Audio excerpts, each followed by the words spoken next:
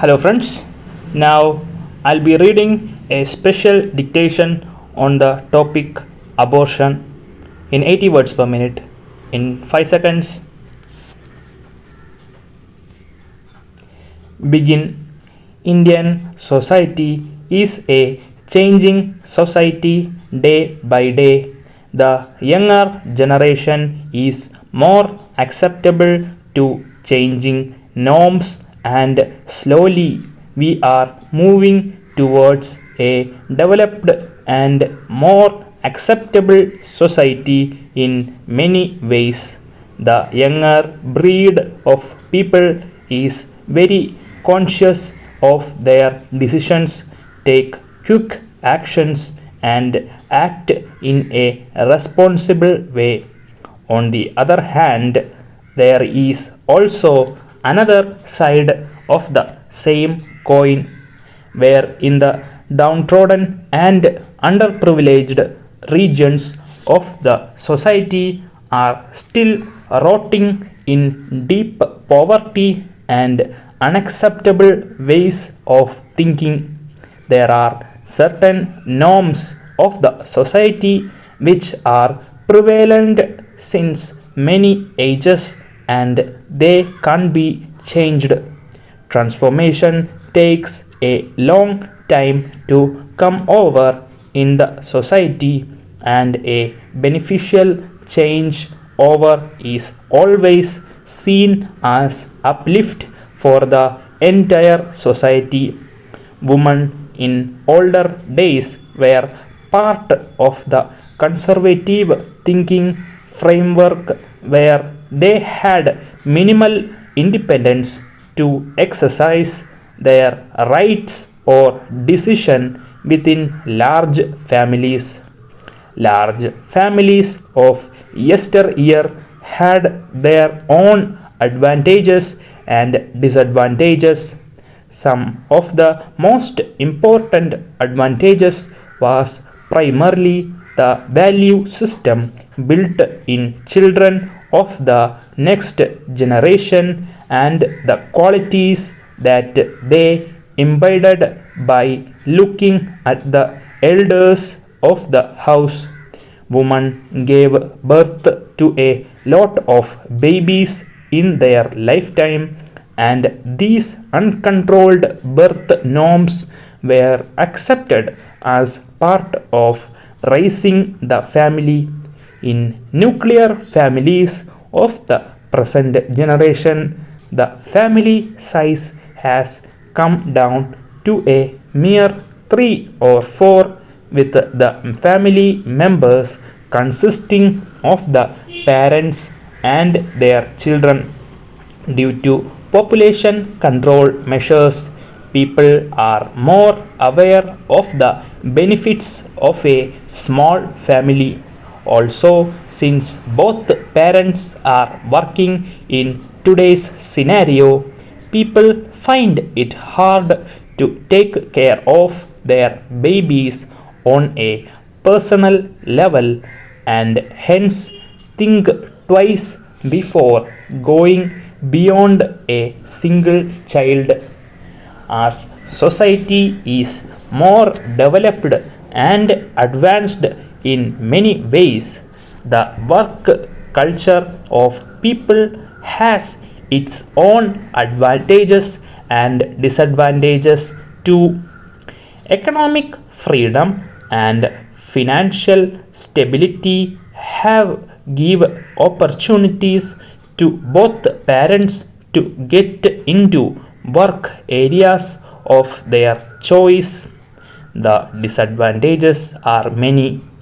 Parents today find it difficult to think beyond a single child in many cases in cities.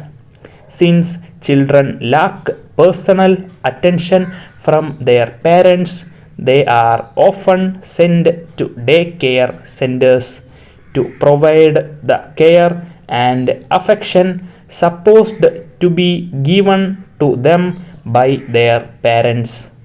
In many cases, parents may not be able to afford more than a single child due to economic constraints. In other cases, the development of the child may not have taken place properly inside the mother's womb, which calls for a termination of the pregnancy. In some other cases, an undesired pregnancy may also lead to a situation where the pregnancy has to be terminated. In worst cases, the termination of the pregnancy could take place owing to the determination of sex of the baby in the mother's womb.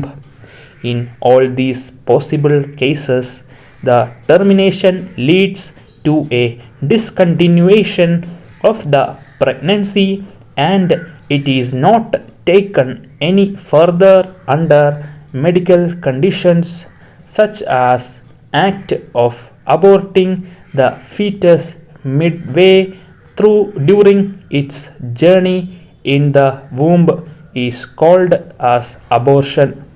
The process of abortion is carried out under medical supervision and in many cases the doctor themselves suggest termination of the pregnancy owing to unfavorable growth conditions of the fetus.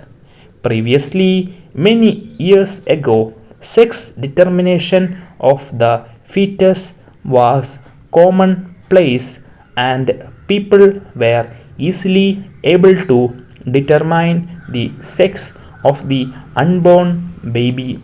This led to many illegal abortions being performed in the desire of giving birth to only a male child. The next question arises as to why this kind of desire prevailed in families. Society, by and large, is a male dominated one and looks at males of the house to be a superior rank compared to that of their female counterparts. A boy becomes the obvious caretaker of his parents during their old age, whereas a female child is brought up to be married off to another family and she is said to belong to the family that she later settles in with. This brought about a lot of discrimination in the way girls and boys were treated within the same family. Within families, boys are usually given more independence and are left to be more outgoing in their nature. They are looked at as the people who carry the name of the family generation after generation. When it comes to girls, at some level at least, however advanced the times are, the restriction on their movement is imposed and they are expected to be raised in a certain way. Girls are raised with an intention of being able to marry them off to some other good family so that they settle their lives there and build a nest of their own. Stop. Join the Telegram group in the comment section for the